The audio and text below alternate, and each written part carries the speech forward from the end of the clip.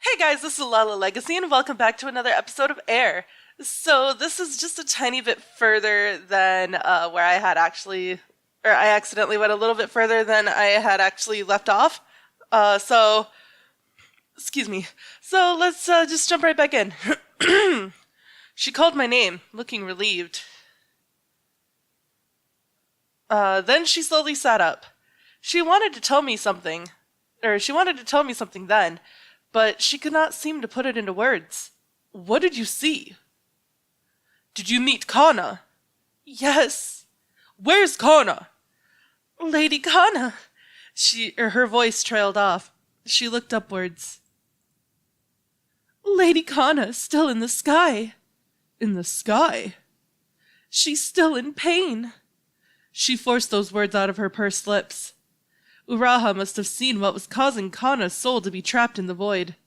It must have been painful for her to even recall it. However, I had to question her further. Can you show me? She replied without a moment's pause. I cannot. Her tone of voice did not change. Yet I could tell that she was lying. It's not that you can't. You don't want me to see it. Will you show me? I won't run away anymore, no matter what happens. But I beg of you. I watched Uraha intently. Finally, Uraha spoke. Very well. She breathed out slowly. The emotion had left her eyes. Only the determination remained. Please, let your mind be still. Following her instruction, I removed my mind of all thoughts. Uraha began to hum an incantation. That was also a type of hojutsu. An image that Uraha imagined appeared in my mind. It was a strange feeling, like having my mind caressed by a fluffy cloth. It was a day in summer. A gently sloping mountain path cut through the verdant woods. When I looked up, the sky appeared to go on forever. There was a man lying by the roadside. The sword wound he suffered on his back proved to be lethal to him. Someone was crying. She was clinging to the corpse of a man who would never wake, with her hair disheveled. That was Kanna. Her wings, tattered by the arrows, shimmered like the summer heat. Your life is mine! Wake up! Wake up! Why aren't you moving? Why won't you open your eyes? I won't forgive you! Sorry, guys, I still have that really bad cold. I won't forgive you if you leave without me. Why did everybody leave me? She shook the corpse. Its ghostly pale face slumped towards me. It was my face. Ryuuya! Ryuuya! Kanna wailed. Ryuuya! She called again and again, as though she had gone mad. That's not right! Kanna, I'm still alive! I'm right here! I'm right here! My shouts were drowned out by the cicadas. They could not reach her. Kanna was sobbing. She was crying all by herself. Kanna! My cries echoed throughout the cave. Uraha looked at me. Remorse overpowered all other emotions within her eyes. Is Kanna seeing the same thing over and over again? Yes. Is that why Kanna is still crying? Yes. Her voice was mixed with sobs. The curse that was directed at Kanna that night was an extremely powerful one. It was enough to break Kanna's mind.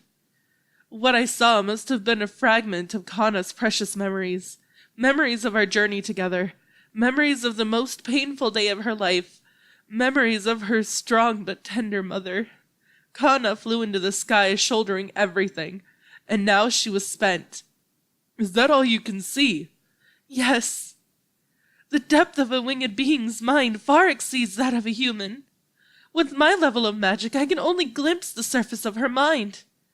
But the curse is still torturing Kanna. The curse. The words seemed to be the bane of the winged beings. The mother understood the nature of humans and transformed into a demon. The curse that was put upon her mother was a stubborn one. Bikini Dono must have lamented her fate. The curse weakens those who who form relationships with the winged being and eventually kills them. You won't come out of this unscathed. When Kanna's mother left this world, Lady Kanna inherited her curse. Please forgive me, my child. Your life will be taken as well, Sir Ryuuya. Ryuuya, please do not die. Because of how much Lady Kanna loved you. Is that so?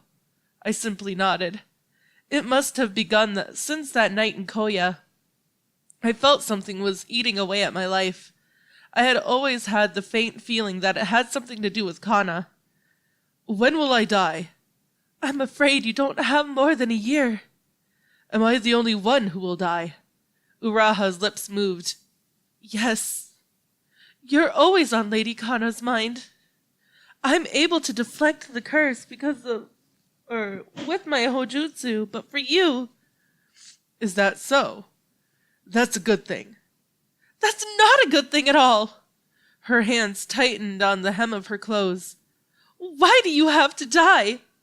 Why does Kanna-sama have to suffer so? Why am I the only one? Why am I the only one left behind? The wail she had been holding back for some time escaped from her throat. Still, I could not give up now. How can I save Kanna? Answer me. Tell me anything, no matter how impossible it may seem. There's no way to save Lady Kanna. None? Not even a single way. Uraha nodded. The sealing spell that binds Kanna-sama to the sky will fade away with time. One day, Lady Kanna's soul will return to the earth and be reincarnated. But that doesn't mean that the curse will go away. Why is that? The winged beings inherit dreams. That was something that I already understood from the priests and the folklores. Winged beings inherit dreams. Dreams, most likely referred to their memories. This means that the winged beings, through some unknown method, passed on their memories to their descendants. The memories they accrued must be enormous. Among their memories must be knowledge and experience that were out of the reach of humans. This must also be why the winged beings were said to confer wisdom to humans. At the same time, it must also be the reason why they were mistaken for being immortal. After Kanna's mother was shot by arrows that night, Kanna must have inherited the history of her species from her mother. And there was something that was included with her mother's memories. That was the curse, which she had passed on to Kanna. I'm sure you remember what Master Chitoku said. I understand now because of the soul summoning. Kanna was the last winged being. There is no one left in this world to inherit Lady Kanna's memories. There was no winged being left besides Kanna. That was a fact I had hoped not to recall. The old wound on my back started aching again, a feeling I had experienced countless times. That was the premonition of failure. But Kanna will descend to the earth one day. If she gets reborn as a human, her curse should end as well. Winged beings and humans are not the same. For Kanna's soul to reside within a human body is like cramping a sea of water into a small vial. The vial will most certainly break before it is filled. Kanna-sama's soul will return its cycle of reincarnation before her soul has time to heal. Besides, even if Lady Kanna is able to return to the ground, that won't be for another 100 years. Uraha stopped at that. I could not find anything to say. Kanna is still in the sky, yet I have no wings. I have no time left. Kanna will suffer for eternity to come. She will lose her loved one repeatedly in that endless summer. I looked up at the ceiling. The weight of 100 years was weighing down upon me. I could not save Kanna, and only death awaited me. Yet I could not let myself fall into despair, because Uraha was looking intently at me with her tear-filled eyes. There is one way left. Her voice was resolute. There's a way of saving Kanna? Yes. What should I do? It's simple. Please, make a child. Huh? I thought I misheard her. Please make a child.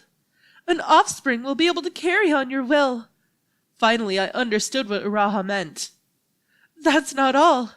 If your child passes your will on to his grandchild, and your grandchild passes it on to his child again, then your will shall never die, and someday Kanna will be saved. She clapped her hands together as though she had hit upon a brilliant idea. I was flabbergasted. How am I supposed to get a child? I can't just adopt an orphan, can I? Oh my, silly question. You could just make one yourself. Easier said than done. I am not so dexterous as to be able to make a child by myself. I will help you. Good idea. Wait, hold it there. After agreeing to her, I shook my head again. Do you know what you're saying? I'm no longer a child. I know how to lay with a man. That's not the point. You know of another way? She asked me sharply. I did not. There's little time left. Think about Kanna if you plan to waste your life away. Besides, I am happy to be able to help you, as long as Kanna-sama can be saved. Uraha looked at me squarely in the eye as she spoke. Her selflessness had saved me many times in the past, yet this was one time I could not give in to her so easily. Seeing that I was lost, Uraha told me, There's one more reason. And what's that? If you die, I'll be left alone in this world. You won't allow me to follow you in death, will you? Of course not. I wanted Uraha to live on even if I was gone. Even if it were hypocrisy, I would not even tolerate that notion. If you order me to bear with living, I will do so. Uraha was telling me that she would follow my wish. But please consider this.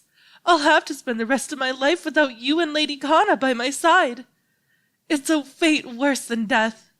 She lowered her gaze, as if to shield herself from the reality. Suddenly, Uraha drew herself towards me. Please, leave me an offspring, if only as a keepsake. She buried her face in my chest. Her clothes smelled of burned incense. I had known Uraha for 2 years. Although I had perceived her as beautiful, never had I thought of her as adorable. This isn't fair. I stroked her head lightly. Her hair had lost its sheen, possibly because she had no time to take care of it. I'm just being true to myself. She looked up at me with her usual composure. I could not refuse her. Very well. Uraha. Yes. Will you bear my child? As you wish. But on one condition. I put both hands on her shoulders. Uraha, I'll use all of the remaining time I have for you. Is that good enough for you? Uraha nodded and smiled. Yes. That was the brightest smile she had shown me in all these years. Her hesitant breathing melted into the darkness. Oh gosh. If this is going to be a not safe for work thing, I'm going to just skip right past it. So, we'll see. Alright, guys. So, that was definitely a not safe for work scene. Didn't go on too long, though, luckily. So, I don't have much to cut out. Anyways, 2 months later, Uraha was with child. I was overjoyed. Time trickled on. Autumn arrived. Please don't overwork yourself. I put down my brush upon hearing that. Insects were flying around the wick of the candle. Our life was peaceful. Every day was the same. I washed my face with a jug of water, arranged my hair, and with that my day began. I ate the food Uraha prepared. I put on the clothes that Uraha sewed. I ground the ink, wrote, and so ended another day. This is a warm autumn. You're right. The rice harvest will be bountiful. The scarecrows are going to have a difficult time. Pointless chatter. Daily life. The warmth of precious ones. Uraha leaned against my shoulder. Only the moon watched over us. Spring arrived. Do you feel cold? Uraha asked as she coddled against me. I was wrapped in layers of clothes. I don't. The furnace was of little use this morning.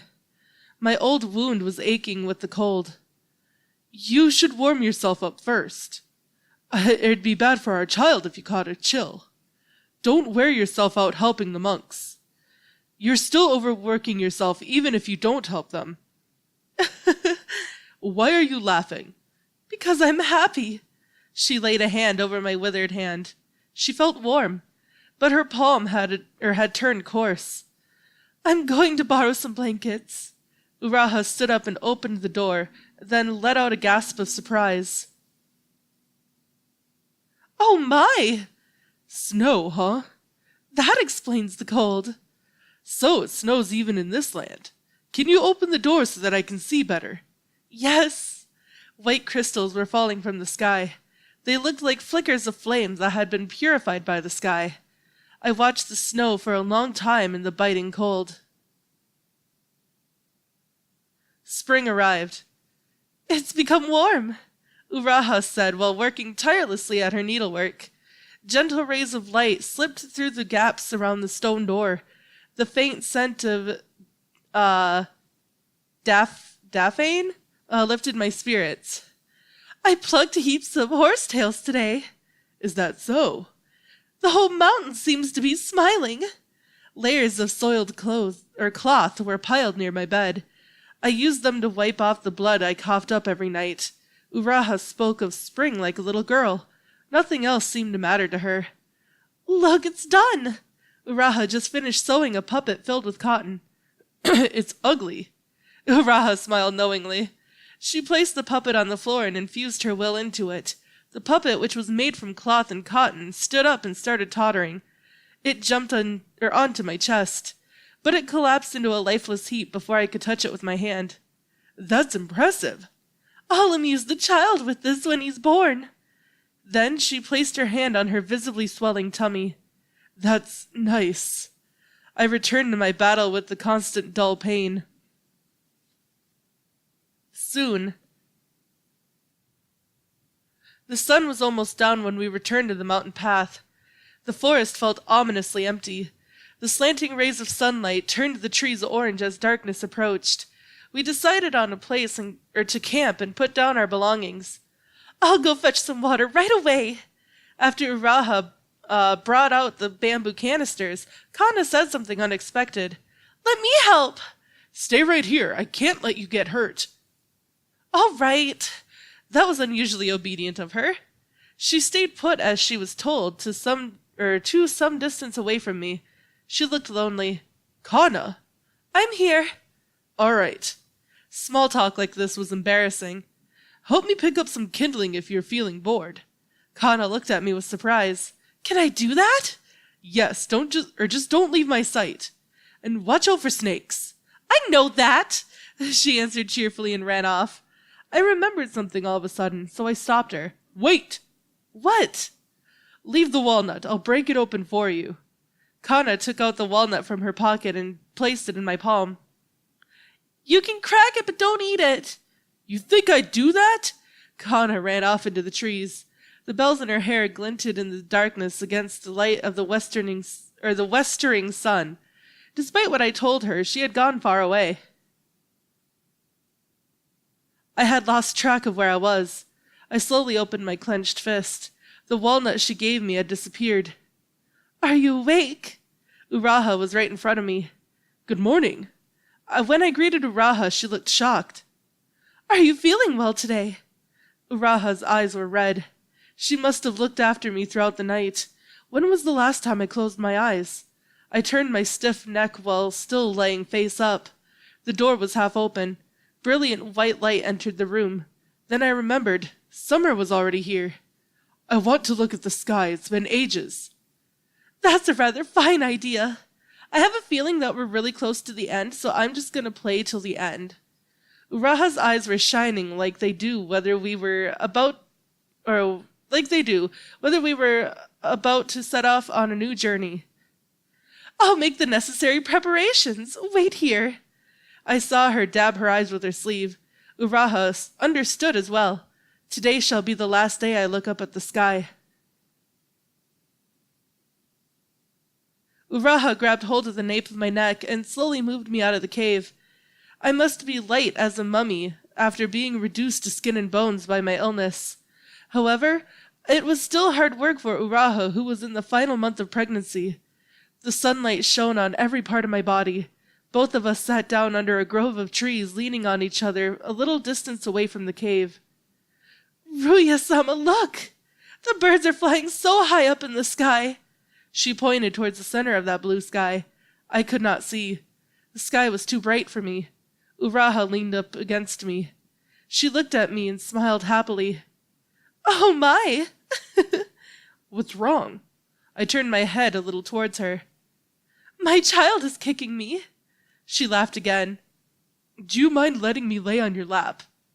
"You're a spoiled child." She teased me, then put my head on her lap. I placed my ear to her swollen tummy. Behind her loosely tied sash, I heard a sound like someone kicking on a door. I was listening to the sound of new life. "This is our child, right?" "It's our child. I hope he'd be born with or without any mishap." "There's nothing to worry about. He will be a healthy child." "When he's older, I'll take him to the summer festival. I'll take him to the towns and the cities. If the baby is a girl, I'll teach her how to play stones." Of course, I can still teach him if it's a boy.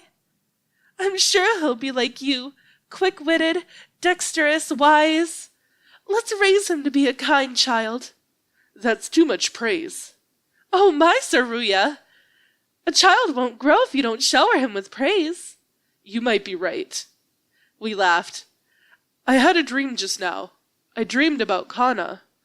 This was the first time I talked about Kanna ever since we became husband and wife. "I had a dream as well." "What was your dream like?" Instead of answering me, Uraha looked up at the sky. "Summer is almost here." She sounded so much like a child that I had to laugh. "Is something the matter?" "No, just a private joke." Time passed slowly. I took pleasure in the peaceful sunlight and the pleasant wind. This was the cave we had been living in. In it was a book called The Legends of the Winged Beings, which I wrote. It will be of use when my soon-to-be-born child set off to look for Kanna's soul.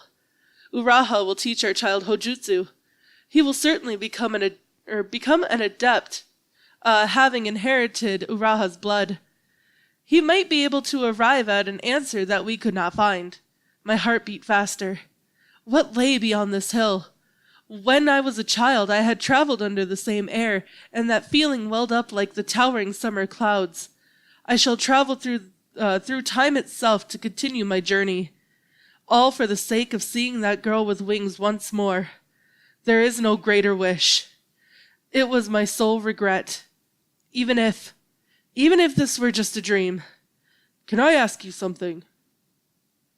Yes. Uraha cocked her head slightly. She watched me intently, as though she wanted to engrave this moment in her heart. You can forget about me. Raise our child and lead a peaceful life. Look for your own happiness. Kanna will forgive you. I'll apologize to her for you when I go meet her. When I'm gone, burn all my documents. Uraha was usually a stubborn one. When Kanna was concerned, she would become inflexible. I had seen Uraha behaving like that many times. That was why I told her, forget about everything and find your own happiness. You can forget about Kanna. You can forget about me. Uraha listened to me without saying a word. Then she broke into a smile, and she answered, I don't want to. Uraha gripped my feeble hand. I'm not alone. Lady Kanna and you will always be with me and guide me. I have my soon-to-be-born child as well. I'm happy, and I will live in happiness for the rest of my life. The touch of her fingers, they bore the feelings within her. So I asked myself, have I done all that I can? Was my life happy? Then I realized my answer was here all along. Is that so? Yes. That's my wife. Yes! I looked up at the sky once more. It was clear and vast, the sky filled with light. Big drops of rain started to pelt on my cheeks. Ryuuya! The warm summer rain. Ryuuya! Ryuuya! They felt almost like someone else's tears. Thank you, Uraha. Ryuuya! I was gazing at the sky. The wind blew past me. A single white feather floated down from the sky and I reached for it.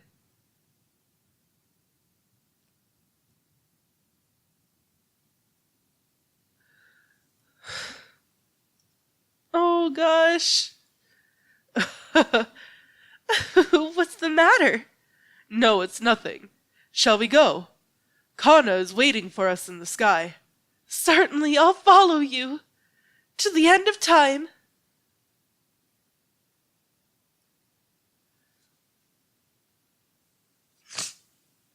Oh gosh. That sniffle was a mixture from from crying in my cold. Ah! Anyways, that is all. So, next time we're going to be going into the final part of the game. So I hope you're excited for that because I sure am. So if you liked this, please give it a big thumbs up down below. And if you haven't already, subscribe. By subscribing, you're becoming part of a legacy. I love you guys so much, and I will see you in the next video. Bye-bye!